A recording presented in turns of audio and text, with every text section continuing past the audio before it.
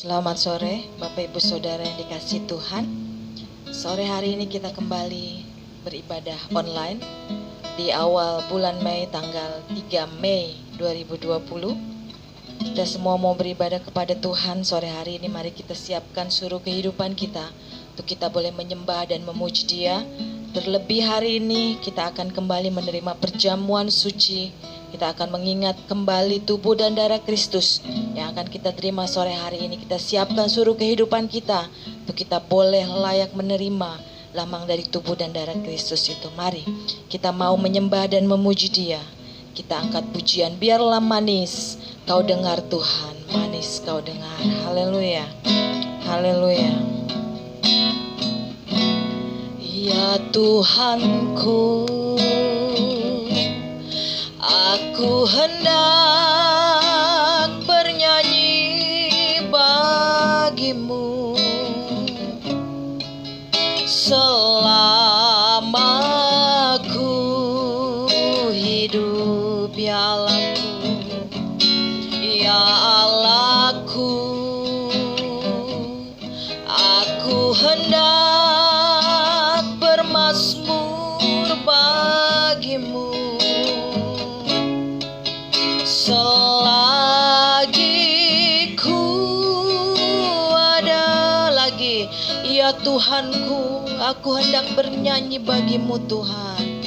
Haleluya. Ya Tuhanku,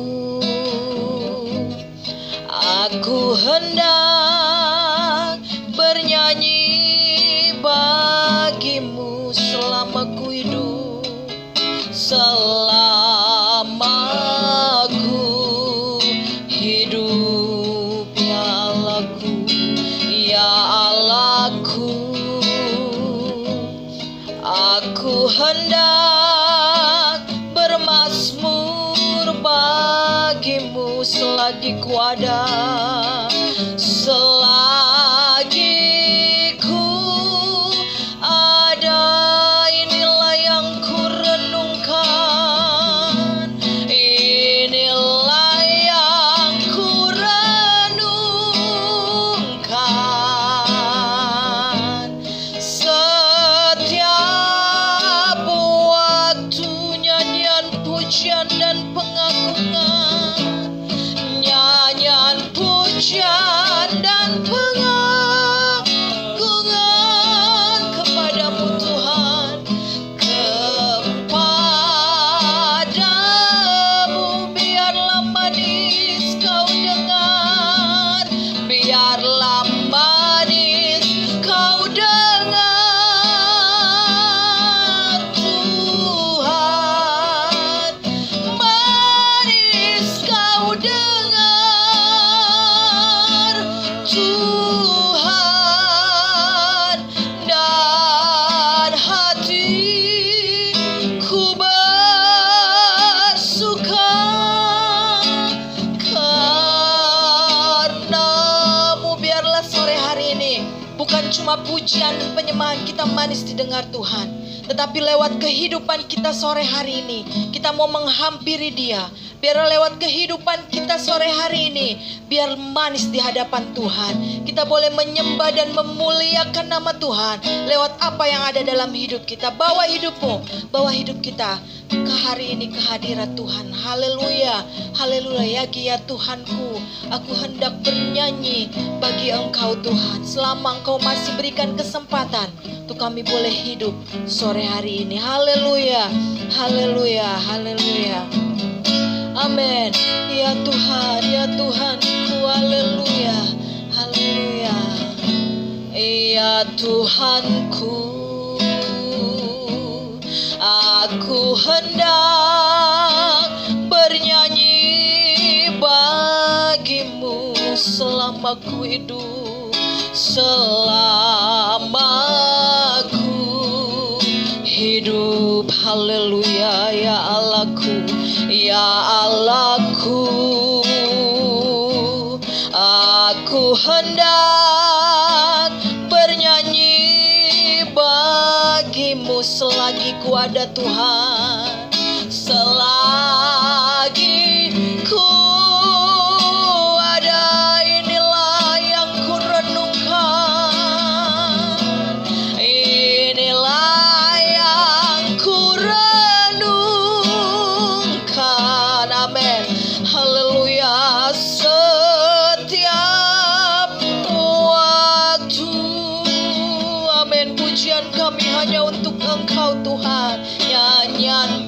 pujian dan pengagungan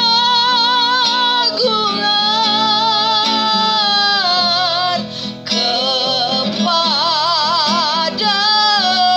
Biarlah manis kau dengar, biarlah manis kau dengar. Tuhan, manis kau dengar. Tuhan, dan hatiku bersuka karenamu. Lagi inilah yang ku renungkan. Haleluya. Inilah yang ku renungkan. Amin. Setiap waktu.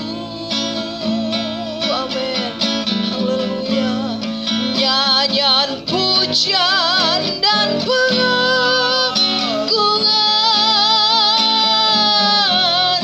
kepadamu. Biarlah manis kau dengar, biarlah manis kau dengar. Tuhan, manis kau dengar.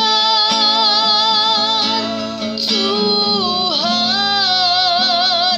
dan hatiku bersuka karenamu, dan hatiku bersuka. Haleluya. Dan hatiku bersuka, dan hatiku bersuka, dan hatiku bersuka karenamu. Haleluya. Haleluya. Haleluya Tuhan. Haleluya Bapa. Haleluya. Haleluya. Biarlah manis Engkau dengar Tuhan. Haleluya. Pujian kami sore hari ini, penyembahan kami sore hari ini Tuhan. Biar kami rasakan sukacita yang dari Engkau sore hari ini Tuhan. Kami rindu memuji dan memuliakan nama Engkau Tuhan. Kami rindu bersyukur buat kebaikan dan cinta-Mu dalam kehidupan kami Tuhan. Kami mau bawa seluruh kehidupan kami sore hari ini kepada Engkau. Tidak ada yang dapat kami persembahkan Tuhan, selain kami persembahkan hidup kami di mezbah-Mu sore hari ini Tuhan. Lewat korban pujian dan penyembahan kami Bapa, Kau baik dan begitu baik dalam hidup kami. Kau mengasihi kami sampai saat ini Tuhan. Kami masih boleh ada sebagaimana kami ada, semua karena kasih dan cinta-Mu dalam hidup kami Bapa. Terima kasih Tuhan Yesus. Kuduskan kami, layakkan kami menyembah dan memuji Engkau sebentar Tuhan. Hadirlah Engkau bersama-sama dengan kami, bersama-sama dengan hamba di rumah ini, bersama dengan sidang jemaat-Mu di rumah masing-masing Tuhan. Kau berhadirat, Engkau beracara, Kau hadir memenuhi kami semua Tuhan, memberkati kami semua sore hari ini Bapa. Terima kasih Tuhan, pimpin ibadah kami sampai pada akhirnya Tuhan Yesus. Kami akan memuji dan memuliakan nama Engkau hanya di dalam nama Tuhan Yesus Kristus. Haleluya. Amin. Puji Tuhan. Haleluya. Bapak Ibu Saudara bersukacita? Mari kita bersukacita sore hari lewat kita mengucap syukur buat segala kebaikannya di dalam kehidupan kita semua. Haleluya. Datanglah ke bait-Nya dengan hati bersyukur, memuji Dia, memuji Dia. Haleluya. Haleluya. Amin. Amin. Amin. Haleluya. Haleluya. Ya Tuhan. Haleluya. Datanglah ke bait-Nya dengan hati bersyukur, ke dalam pelataran-Nya dengan hati bersuka. Rasakan dan lihatlah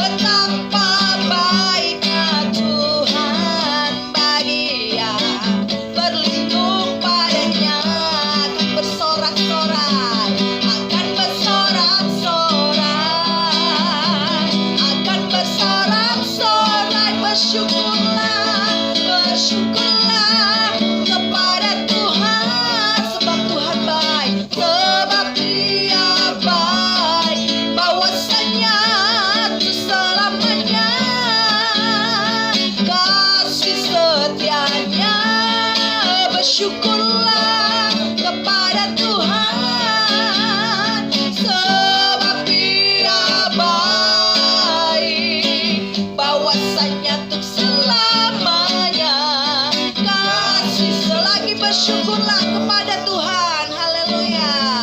Bersyukurlah kepada Tuhan, sebab Dia baik, bahwasanya selamanya kasih setianya. Bersyukurlah kepada Tuhan, sebab Dia baik. Haleluya. Bahwasanya tuh selamanya kasih setianya. Bahwasanya, haleluya. Bahwasanya tuh selama, bahwasanya tuh selamanya kasih setianya. Haleluya. Bahwasanya untuk selamanya kasih setia Tuhan. Segala puji syukur hanya bagimu Tuhan.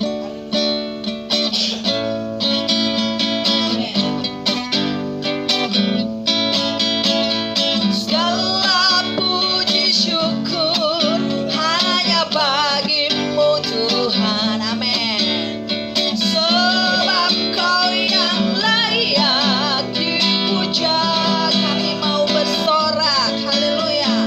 Kami mau bersorak, tinggikan nama-Mu.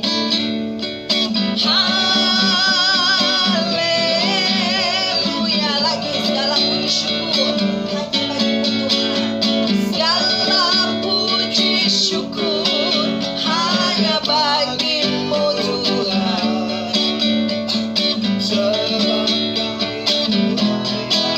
Dipuja, kami mau bersorak, kami mau bersorak, tinggikan nama-Mu. Haleluya. Haleluya. Soraklah, haleluya. Amin, amin. Soraklah, haleluya. Soraklah, haleluya. Haleluya. Soraklah, haleluya. Soraklah, haleluya. Soraklah, haleluya.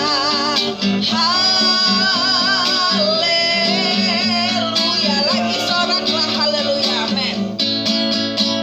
Soraklah, haleluya. Soraklah, haleluya. Haleluya. Soraklah, haleluya. Soraklah, haleluya. Amin. Soraklah, haleluya. Haleluya. Haleluya. Puji Tuhan. Kita terus mau bersorak buat segala kebaikannya, bersyukur buat segala cintanya dalam hidup kita. Kita siapkan hati kita sore hari ini untuk kita dengar kembali kebenarannya. Padahal firman Tuhan yang akan kembali mengisi kehidupan kita. Roti hidup itu yang akan memenuhi kehidupan kita, yang akan membaharui dan menguatkan kehidupan kita sore hari ini. Kita angkat pujian, Engkaulah perisaiku saat badai hidup menopang. Haleluya.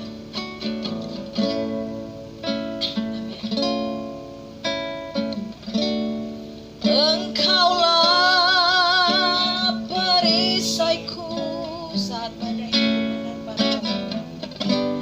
saat badai hidup menerpaku.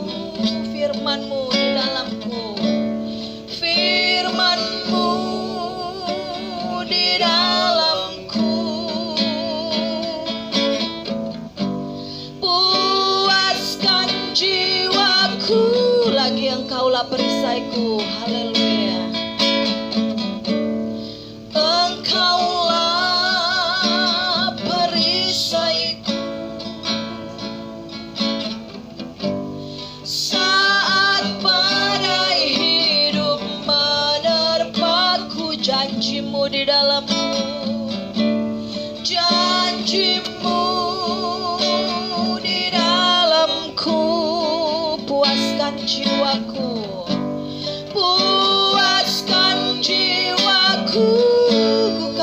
berdiri, ku kan berdiri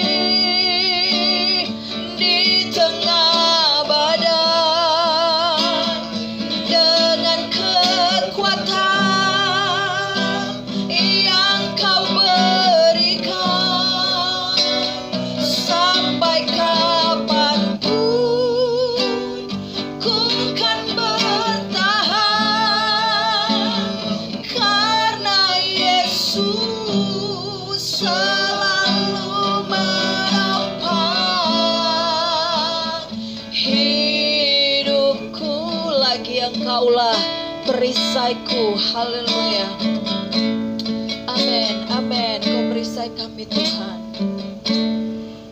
Engkaulah perisaiku. Haleluya, haleluya. Saat badai hidup menerpaku, firman-Mu di dalamku, firman-Mu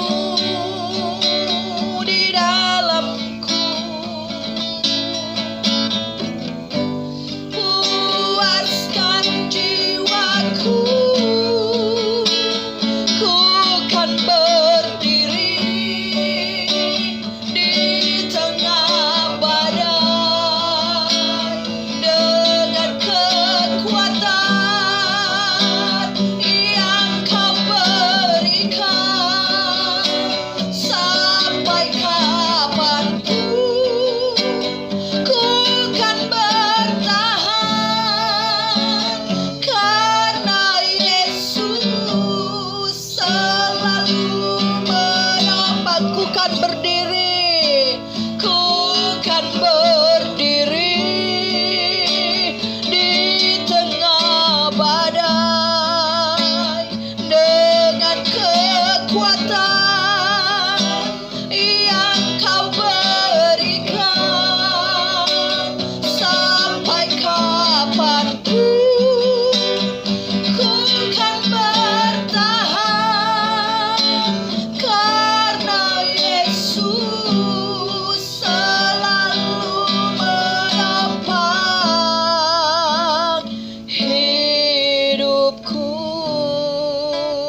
Haleluya, haleluya. Kami percaya Tuhan, di dalam setiap badai kehidupan kami, di dalam setiap cobaan ujian kehidupan kami akan tetap berdiri, karena Engkau yang menopang kehidupan kami, karena Engkau yang ada tinggal di dalam kehidupan kami, karena firman-Mu yang sudah ada dalam kehidupan kami Tuhan.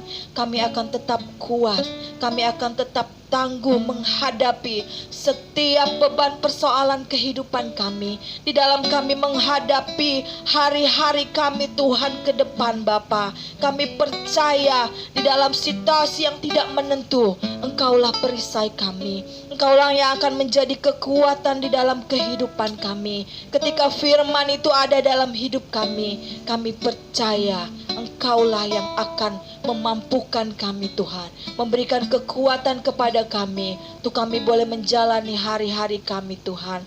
Terima kasih Bapa, terima kasih Yesus buat kekuatan yang sudah Allah berikan dalam hidup kami Tuhan. Terima kasih Tuhan, kami akan mendengarkan firman-Mu Bapa. Biarlah kiranya Tuhan Yesus berbicaralah Engkau Tuhan sore hari ini buat kami semua. Biarlah firman yang akan disampaikan oleh hamba-Mu itu Tuhan boleh kembali menguatkan kehidupan kami, boleh kembali memperbaharui kehidupan kami Tuhan, sehingga kami mampu menghadapi hari-hari kami ke depan Tuhan.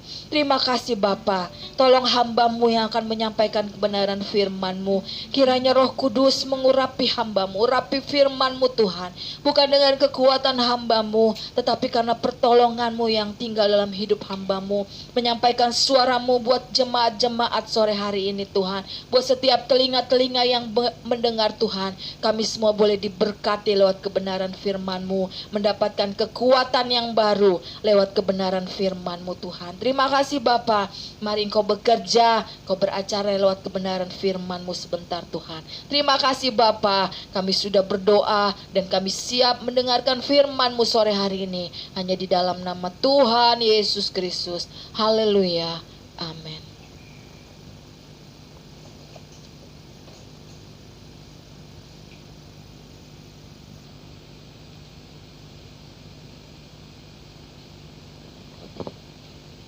Selamat sore, Shalom, salam sejahtera buat kita semua Bapak Ibu yang dikasihi Tuhan.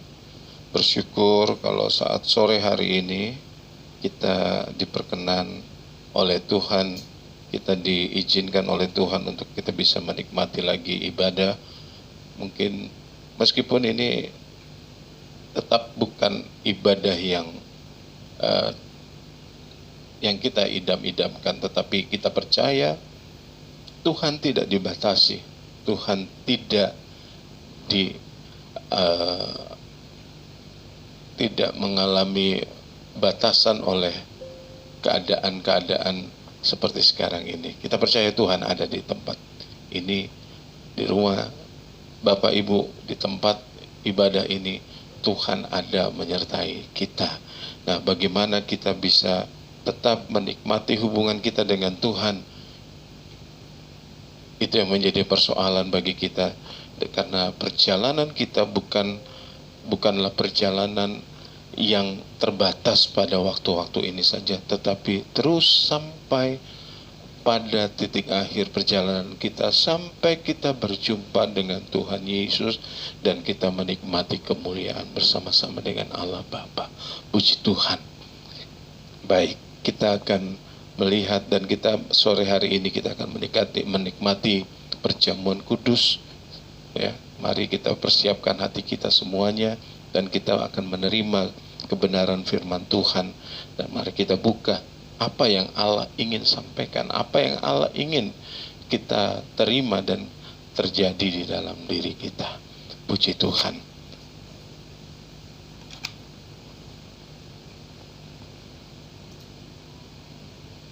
Bapak Ibu Saudara yang dikasihi Tuhan, ya, hidup adalah sebuah perjalanan. Hidup dikatakan sampai dikatakan selesai ketika dia mencapai titik akhir, yaitu tujuannya itu sendiri. Apa tujuan hidup? Ya, setiap orang memiliki tujuan hidup yang berbeda-beda, sehingga keberhasilan, ukuran keberhasilan tiap-tiap orang tentunya akan berbeda. Ya, ada orang yang berpikir bahwa jika dia memiliki kekayaan, memiliki keluarga, memiliki kedudukan, posisi atau jabatan atau gelar, itu adalah tujuan hidupnya. Ya.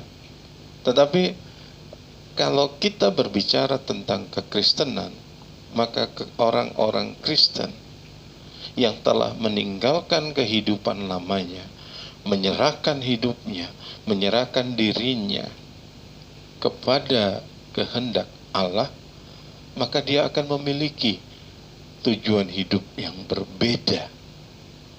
Tujuan hidup yang berbeda. Sehingga ketika tujuan hidup orang Kristen, orang percaya berbeda dari orang yang bukan Kristen, bukan percaya, maka keberhasilan hidupnya sudah barang tentu berbeda. Puji Tuhan kalau kita diizinkan Allah untuk mencapai titik-titik tertentu di dalam kehidupan kita secara normal yang dikatakan berhasil.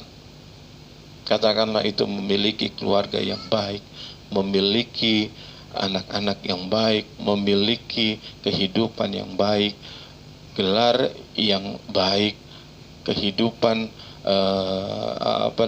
secara finansial, secara harta baik. Puji Tuhan kalau Tuhan izinkan itu. Tetapi tujuan akhir dari kehidupan orang percaya adalah berbeda. Kenapa? Karena keberhasilannya berbeda. Kenapa? Karena tujuan akhirnya adalah bahwa kita haruslah memuaskan kehendak Allah. Haruslah memuaskan kehendak Allah.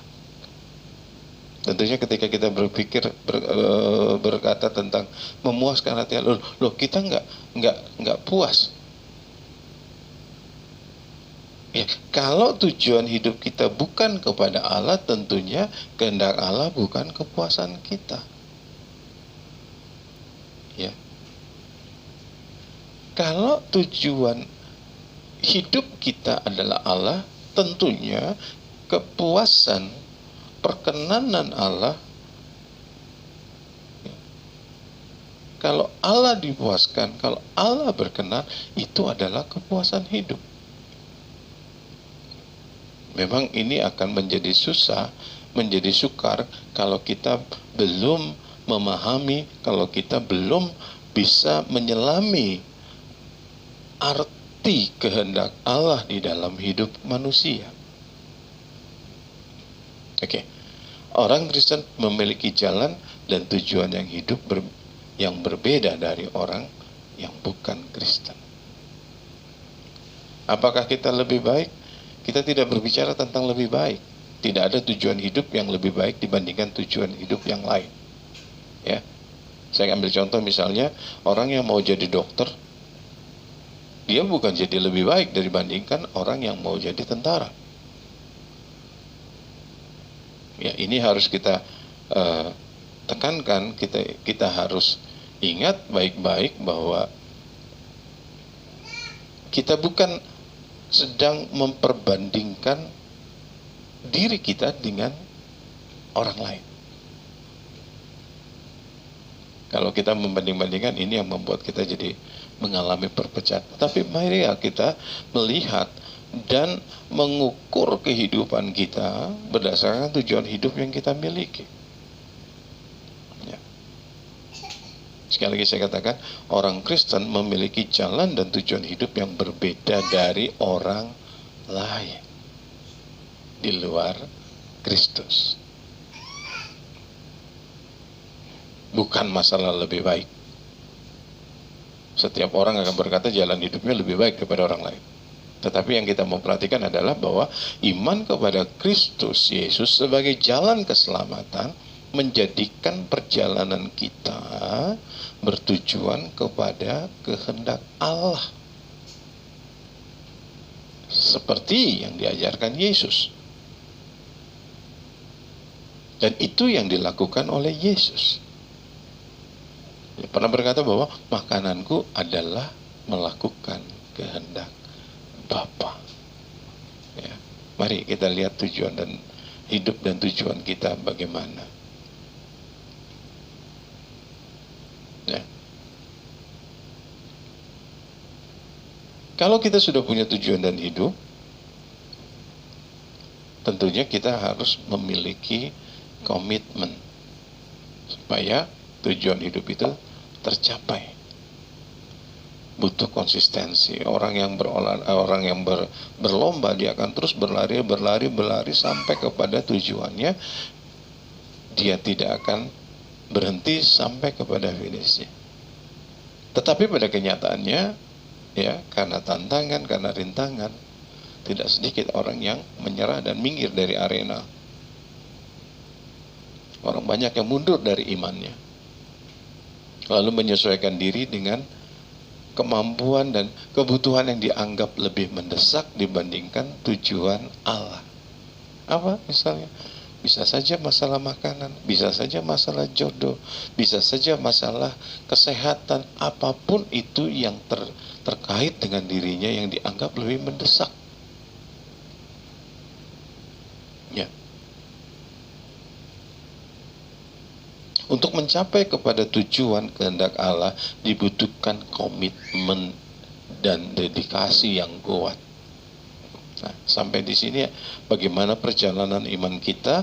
Apakah kita memiliki dedikasi, memiliki komitmen yang kuat yang begitu mengikat kita untuk terus mengarahkan pandangan kita kepada Allah, atau kita suatu saat akan terganggu oleh keadaan? Hari-hari ini adalah hari-hari yang mungkin bagi sebagian orang adalah situasi yang sangat sulit. Sulit untuk mendapatkan pemasukan, sulit untuk bekerja, sulit untuk melakukan segala macam. Kita keluar rumah juga ada kekhawatiran akan ada penyakit. Kalau ini mengganggu, maka kita akan bisa mundur teratur. Ya. Ya. Iman kepada Tuhan memang adalah anugerah dari Allah melalui Yesus Kristus. Tetapi setelah kita menerima keselamatan dari Tuhan, kita mengalami pengubahan kodrat, ya, dari yang tadinya kodrat dosa, lalu kita diberikan kodrat ilahi, sehingga kita dimampukan untuk mengerjakan kehendak Allah.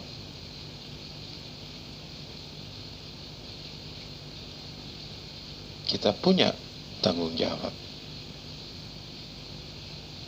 Ibarat keping mata uang yang memiliki dua sisi yang berbeda, namun itu secara bersamaan ada. Ya.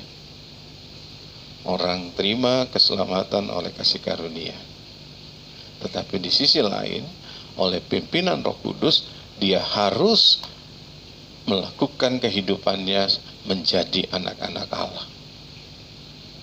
Artinya setelah terima anugerah, tidak seorang pun bisa mendapatkannya, karena itu adalah pemberian Allah.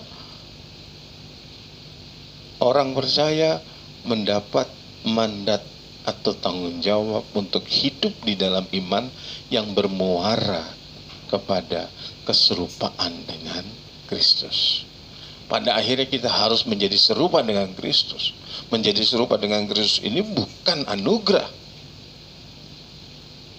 Bukan. Kalau menjadi seperti Kristus adalah anugerah, maka adalah tidak adil bagi Allah memperlakukan yang satu bisa menjadi seperti Kristus, yang lain tidak. Menjadi seperti Kristus adalah bagian tanggung jawab setiap orang percaya. Untuk itu penting untuk orang percaya senantiasa memadankan hidup kepada Kristus.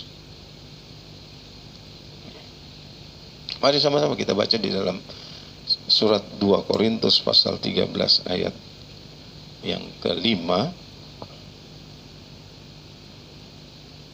bahwa manusia diberikan tanggung jawab, orang percaya diberikan tanggung jawab, sehingga kita tidak bisa mengatakan bahwa ini semua karena kemurahan Tuhan.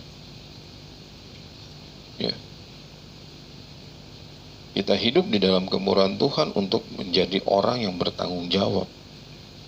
2 Korintus 13 ayat yang kelima, ujilah dirimu sendiri. Apakah kamu tetap tegak di dalam iman? Selidikilah dirimu.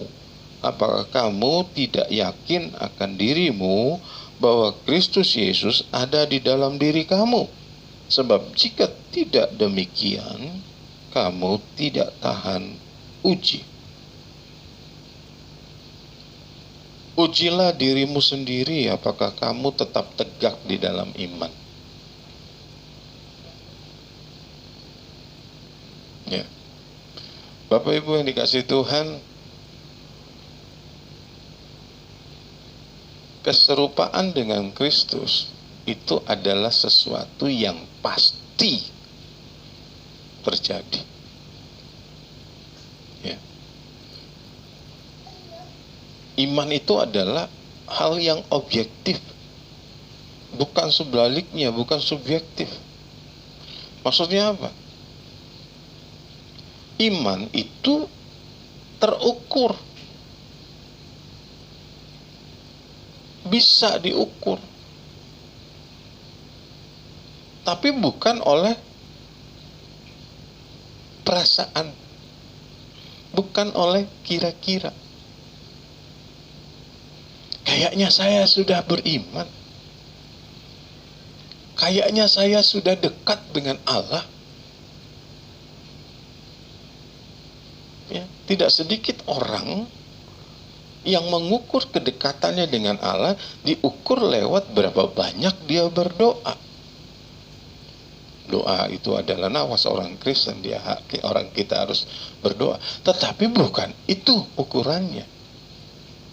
Karena kalau diukur berdoa, berapa banyak berdoa? Berapa dekat dengan Allah?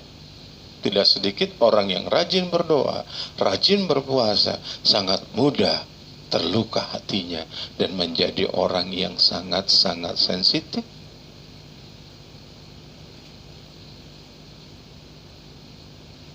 Sudah mudah terluka, sulit mengampuni, ya, ngambekan. Nah, jadi kita tidak bisa mengukur orang dari banyaknya doanya. Kita tidak bisa mengukur iman kita berdasarkan kerajinan kita. Oh, rajin ibadah, Minggu ibadah, Senin ibadah, Selasa ibadah. 7 hari dalam seminggu ibadah. Kalau bisa dijadikan 8-9 hari dalam seminggu ibadah terus. Tetapi kalau kita mendengar sesuatu yang tidak jelas, kita sangat mudah terpengaruh.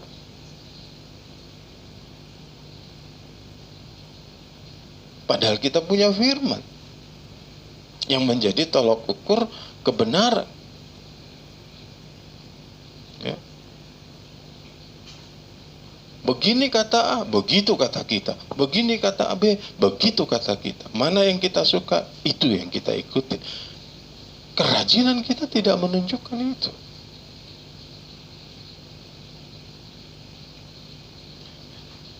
Iman itu adalah hal yang objektif yang diukur melalui kenyataan perubahan hidup. Dari jauh, ya, pertama-tama kita jauh dari Allah. Apakah kita berubah menjadi bersekutu dengan Allah? Ya, bersekutu dengan Allah ini tidak sempit hanya kepada doa dan ibadah.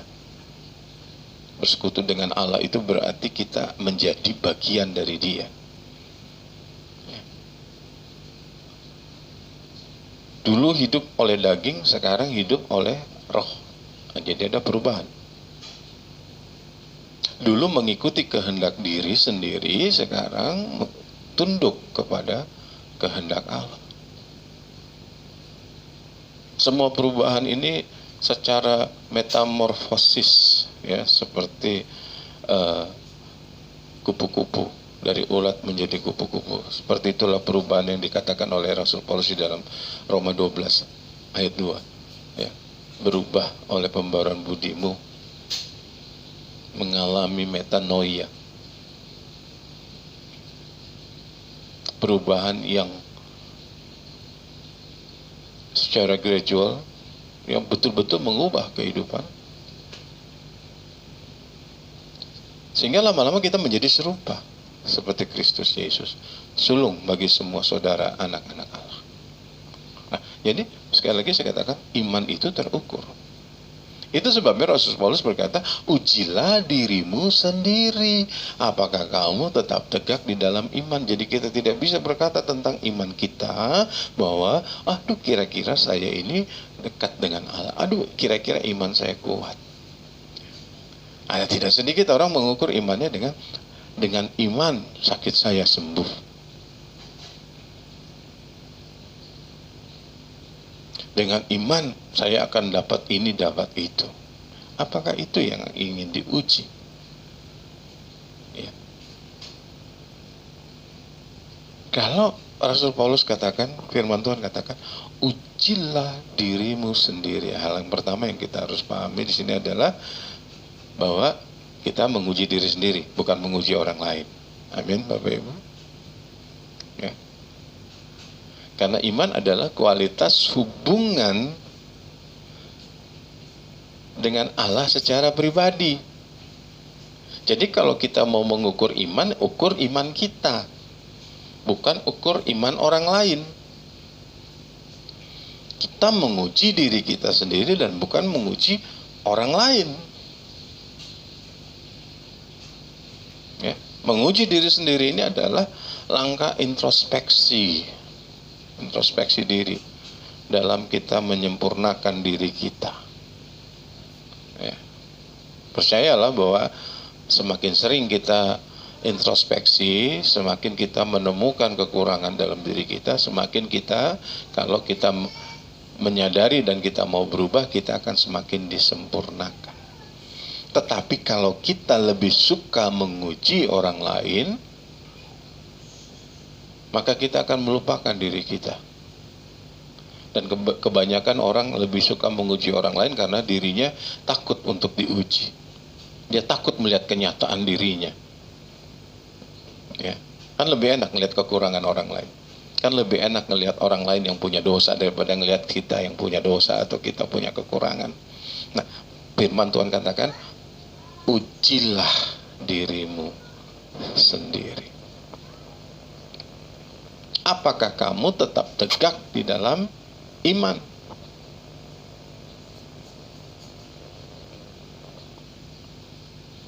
Ya. Apakah kamu tetap tegak di dalam iman? Sekali lagi, ya, tidak salah kita mengimani bahwa Allah itu menolong kita. Tidak salah bahwa kita mengimani bahwa Allah itu akan melakukan yang terbaik buat kita. Tetapi pertanyaan dari firman Tuhan sore hari ini adalah, apakah kamu tetap tegak di dalam iman? Bagaimana mengujinya? Sekali lagi, iman adalah kualitas hubungan dengan Allah. Ini yang harus kita uji. Ya. Pembuktian iman itu hasilnya adalah kita mendapatkan kejelasan hubungan kita dengan Allah, berkenan atau tidak. Ingat Ibrani 11 ayat 6 dikatakan bahwa tidak ada seorang pun berkenan kepada Allah tanpa iman.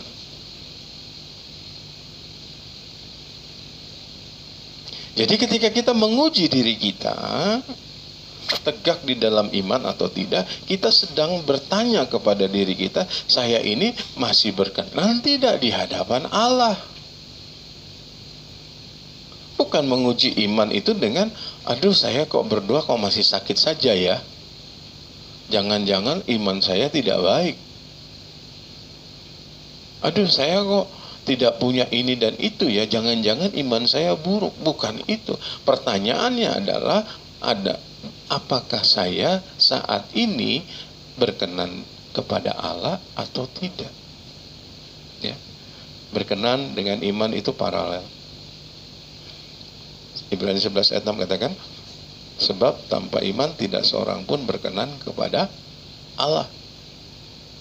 Jadi mestinya dengan iman kita berkenan kepada Allah.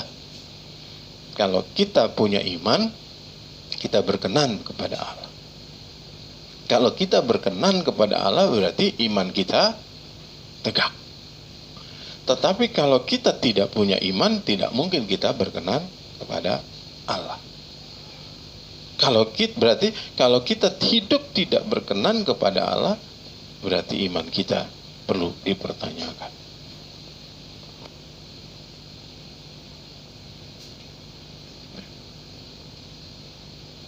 Itu kita kalau mau menguji diri sendiri, hubungan saya dengan Allah bagaimana? Saya berkenan gak kepada Dia? Bukan persoalan nanti saya dapat apa ya, bukan. Oh, saya percaya Tuhan akan pelihara saya. Percaya Bapak Ibu, Tuhan itu baik. Dia baik kepada orang benar dan kepada orang yang tidak benar. Buktinya banyak orang yang tidak percaya kepada Tuhan, orang-orang ateis, dipelihara juga, mereka makan, mereka minum, dan hidupnya juga makmur. Jangan bilang bahwa itu dari setan. Enggak, mereka usaha, mereka diberikan kekuatan, kesehatan. Diizinkan Tuhan untuk hidup baik.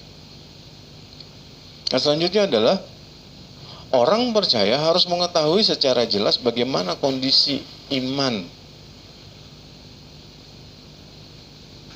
dalam imannya atau tidak, itu dilihat dari kepatutan hidupnya.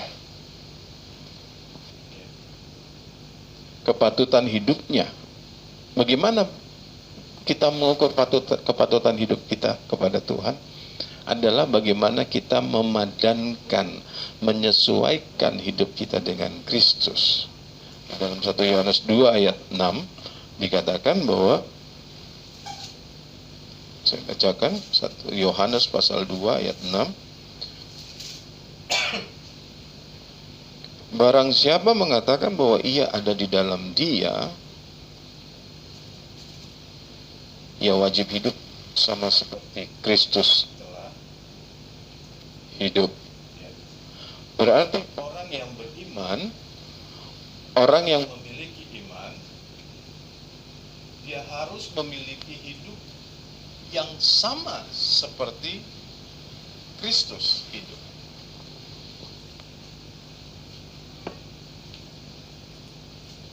Dia harus memiliki kehidupan yang sama seperti Yesus ketika dia hidup. Nah, berarti iman ini, kalau kita hidup di dalam iman, maka ini akan mempengaruhi bagaimana tingkah laku kita, bagaimana kehidupan kita. Iman bukan berbicara apa yang akan kita dapat, tetapi iman menggerakkan kita melakukan sesuatu yang membuat kita menjadi serupa dengan Kristus.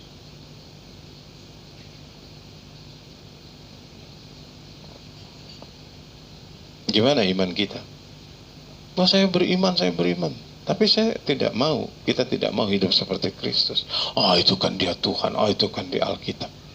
Firman Tuhan katakan, jika orang berkata bahwa dia ada di dalam Kristus, artinya dia punya iman kepada Kristus, maka dia wajib hidup sama seperti Kristus telah hidup.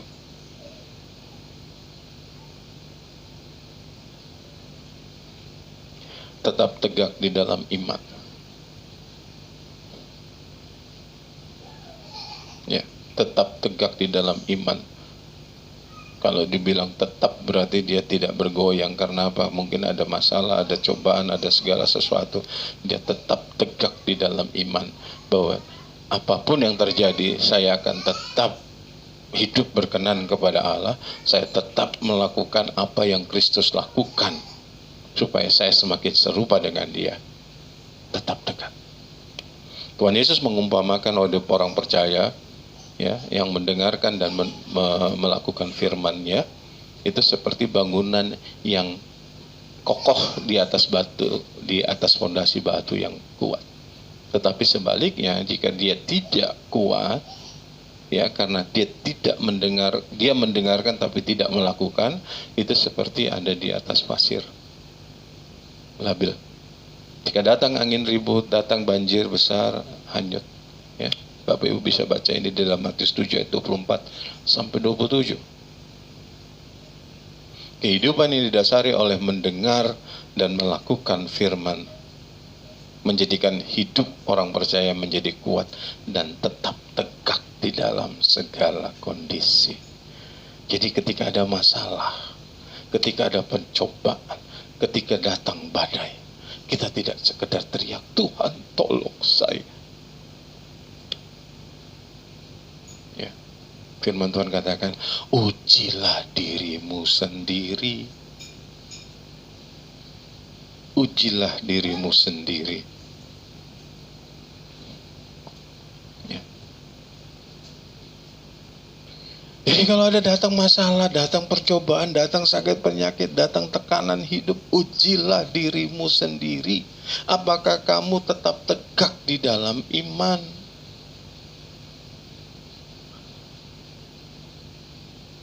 Standar kita bukan lagi kepada orang-orang yang, aduh ada masalah, Tuhan gak tolong saya.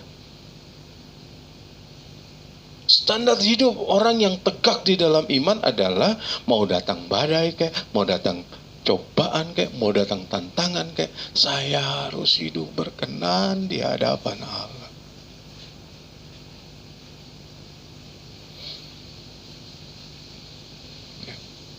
Firman yang saya dengar dan firman yang saya lakukan membuat saya akan tetap mau hidup sama seperti Kristus hidup.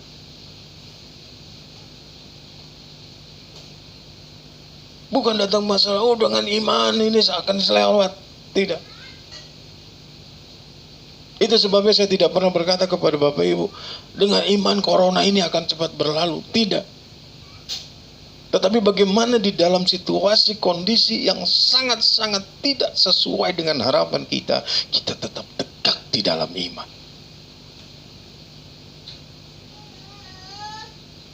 Ya. Banyak orang yang mengatakan iman itu adalah, oh yakin saya, percaya saya, sakit ini akan sembuh, masalah ini akan lalu, Tuhan akan tolong saya. Kalau itu mendorong engkau lebih dekat kepada Tuhan, silakan.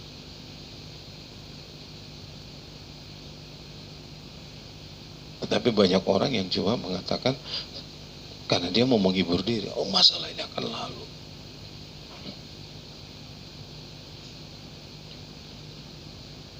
Iman adalah mau mendengarkan dan mau melakukan firman Allah dalam segala kondisi.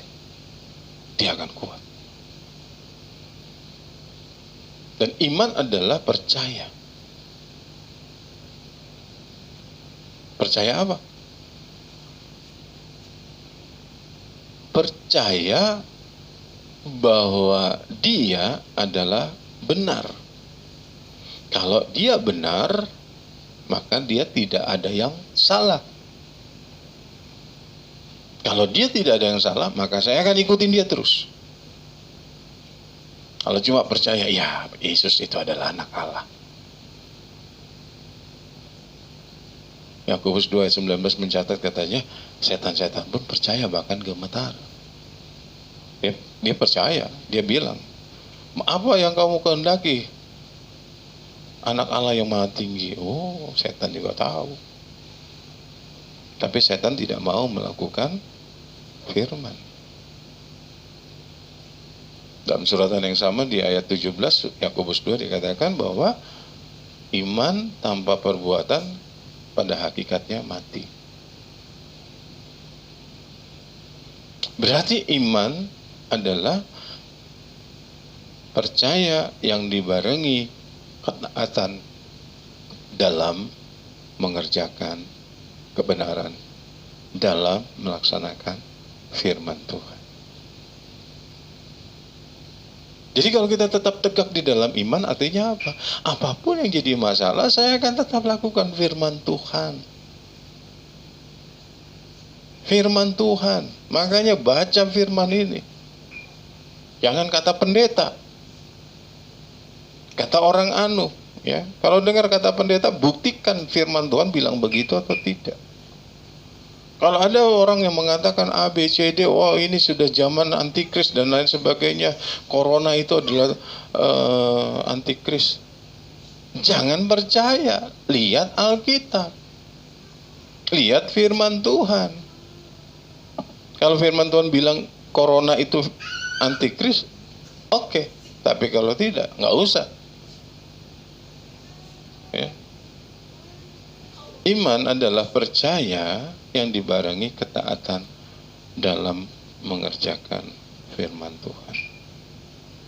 Kita harus uji ini diri kita. Dan iman bukanlah agama sebagai status kepercayaan. Ya. Oh, saya bertahan, saya tetap jadi orang Kristen sampai mati. Makanya ada orang yang ribut sampai mati diperebutkan itu mau dikasih silang atau mau dikasih apa, ya. Bukan itu. Bukan masalah bertahan pada agama yang itu mencerminkan iman. Enggak. Matius 7 ayat 22 23 Tuhan menolak orang-orang yang taat pada agamanya, taat kepada liturginya, bahkan melakukan hal-hal luar biasa di dalam pelayanannya.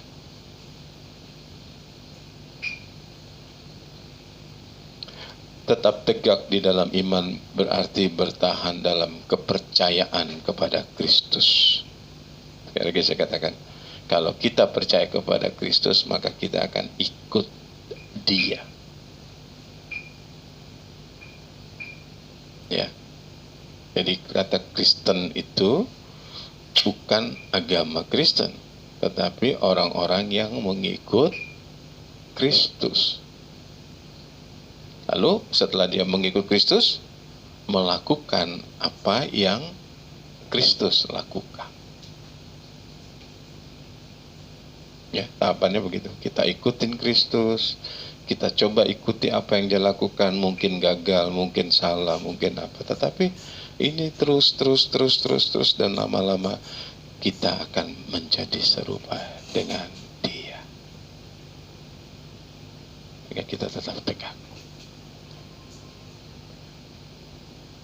Roma 6 ayat 8 sebagai penutup khotbah ini. Roma pasal 6 ayat 8.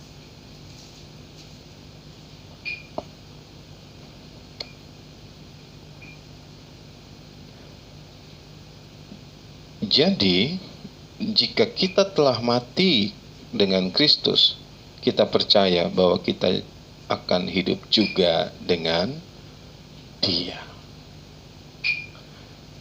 Iman menandakan, iman akan menggerakkan kita mengikuti apa yang Yesus lakukan. Yesus mati karena dosa kita. Dan dia hidup karena pembenaran bagi kita. Jadi kalau Kristus mati karena dosa kita, kita juga ikut mati di dalam dari dosa kita.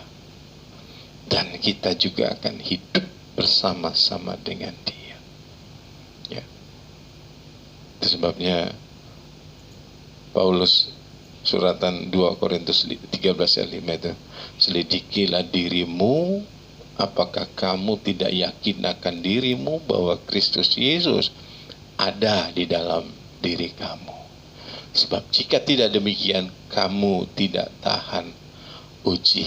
Kita tidak akan bisa tahan uji, Bapak Ibu, di dalam perjalanan kita mencapai kepada kesempurnaan jika Dia tidak ada di dalam kita.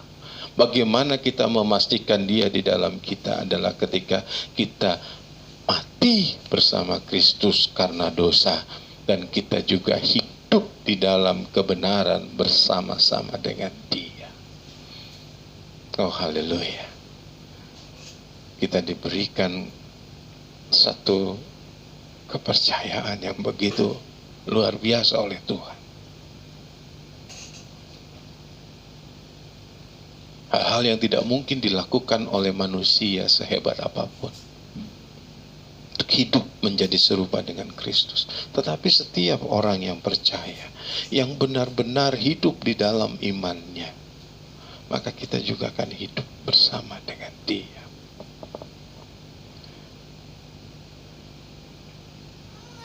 Tuhan kiranya menolong kita sampai perjalanan terakhir kita, sampai di akhir kehidupan kita, kita tegak di dalam iman kita. Bukan hanya bertahan sebagai orang yang beragama Kristen, bukan hanya bertahan sebagai anggota gereja, tetapi kita bertahan hidup bersama dengan Dia, hidup dipimpin oleh kebenaran, hidup memenuhi kehendak Allah. Pada sore hari ini, pada hari ini, kita mau menikmati perjamuan kudus. Perjamuan kudus sebagai sebuah kesempatan bagi kita untuk mengingat dan memberitakan kematian Tuhan. Bahwa kita dulu jauh dari Allah, diperdamaikan dan ada di dalam damai sejahtera dengan Allah melalui kematian Kristus Yesus. Apakah kita mau menikmati apa yang Allah janjikan lewat kematian Kristus? Mari. Perjamuan kudus pada sore hari ini akan kita jadikan momentum. Mungkin hari-hari lalu kita hidup tidak berkenan di hadapan Tuhan, ya. Tetapi melalui perjamuan kudus yang akan kita kerjakan sebentar, kita boleh kembali introspeksi, kita menguji lagi diri kita, kita ukur lagi apakah aku berkenan kepada Allah, apakah aku sudah melakukan kebenarannya, apakah hidupku aku dedikasikan kepada Dia. Mari Bapak Ibu kita persiapkan hati kita. Mari engkau persiapkan roti dan anggur. Ya, meskipun kita berjauhan, kita percaya ada kuasa di dalam persekutuan di dalam Tuhan. Kita Bapak Ibu persiapkan roti dan anggur.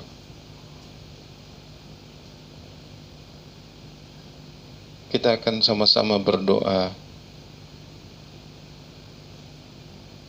di dalam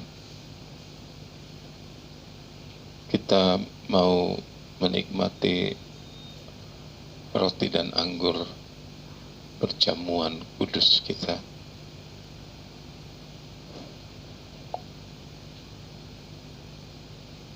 Jika Bapak Ibu sudah siapkan, kita akan berdoa untuk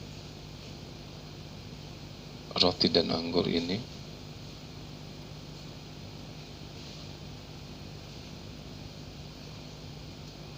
Kita doakan roti dan anggur baik yang ada di rumah bersama dengan Bapak Ibu sekalian. Kita berdoa. Bapa di dalam surga, terima kasih buat perkenanan-Mu untuk kami hampiri. Kami jauh dari sempurna, tetapi Tuhan izinkan kami bersekutu dengan Engkau. Kami mau menikmati roti dan anggur, memberitakan kematian Putra-Mu Yesus Kristus. Mari Tuhan, kiranya Engkau berkenan apa yang kami kerjakan pada sore hari ini, baik hamba di tempat ini maupun keluarga umat-umat-Mu yang ada di rumah masing-masing, mereka dengan roti dan anggur yang ada. Tuhan menguduskan, Tuhan menyucikan roti dan anggur, terlebih menguduskan kehidupan kami, agar kami berlayak bersekutu dengan tubuh dan darah Tuhan.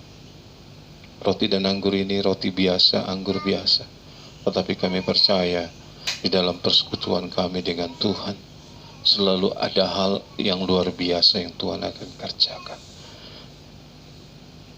Kami mengucap syukur di atasnya, di dalam nama Tuhan Yesus Kristus kami berdoa.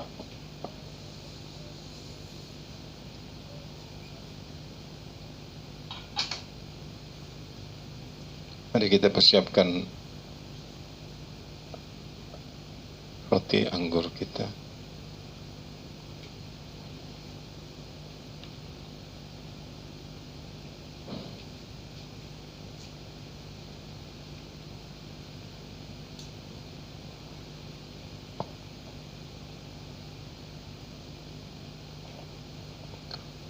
Kita angkat roti di tangan kanan di atas kepala kita dan dengarkan firman Tuhan. Sebab apa yang telah kuteruskan kepadamu telah aku terima dari Tuhan, yaitu bahwa Tuhan Yesus pada malam waktu Ia diserahkan mengambil roti, dan sesudah itu Ia mengucap syukur atasnya.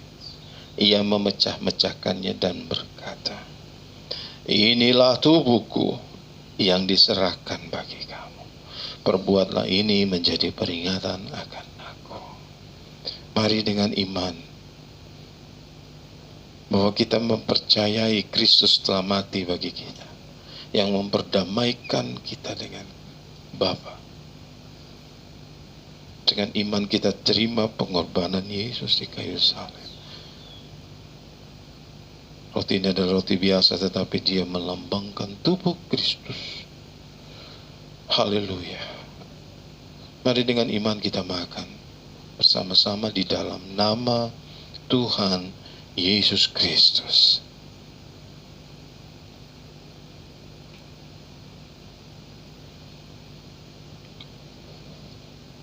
Haleluya.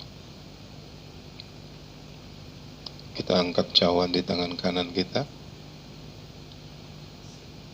Demikian juga ia mengambil cawan sesudah makan lalu berkata, cawan ini adalah perjanjian baru yang dimateraikan oleh darahku. Perbuatlah ini setiap kali kamu meminumnya menjadi peringatan akan aku. Sebab setiap kali kamu makan roti ini dan minum cawan ini, kamu memberitakan kematian Tuhan sampai ia datang. Kita memberitakan kematian Tuhan sampai ia datang. Dan sepanjang perjalanan itu akan ada banyak persoalan, akan ada banyak masalah yang datang, tetapi kita akan teguh, tetap tegak di dalam iman. Mari kita minum anggur ini di dalam nama Tuhan Yesus Kristus.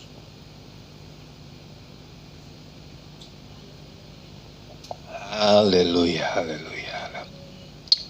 Terima kasih Tuhan Yesus buat pengorbananmu, buat salibmu Tuhan, buat perdamaian yang Tuhan berikan, buat perdamaian yang Tuhan adakan. Kami tidak pernah akan bisa memuaskan Bapa jika bukan karena Engkau yang menjadi pendamai bagi kami Tuhan.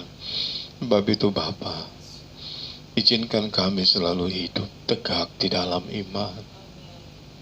Biarlah persekutuan kami dengan Engkau bukan hanya membuat kami percaya bahwa Engkau adalah anak Allah, bukan hanya membuat kami percaya bahwa Engkaulah penebus kami, tetapi kami percaya dan kami mengimani bahwa hidup kami harus disempurnakan sama seperti Bapa di surga.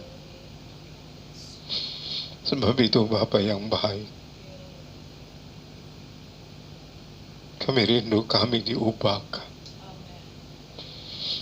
Kami bersyukur ada Roh Kudus yang Tuhan berikan di dalam hidup kami. Tapi kami adalah lemah Tuhan. Bapa, kami mohon belas kasihan-Mu. Biarlah tanggung jawab kami untuk memuaskan hati-Mu. Tanggung jawab kami untuk hidup menjadi serupa dengan Kristus, itu bisa kami kerjakan Tuhan. Kami siap menguji diri kami. Kami siap untuk diuji Tuhan. Tapi kami butuh pertolongan-Mu. Kami butuh Allah Roh Kudus untuk senantiasa menuntun kami. Terima kasih Tuhan Yesus.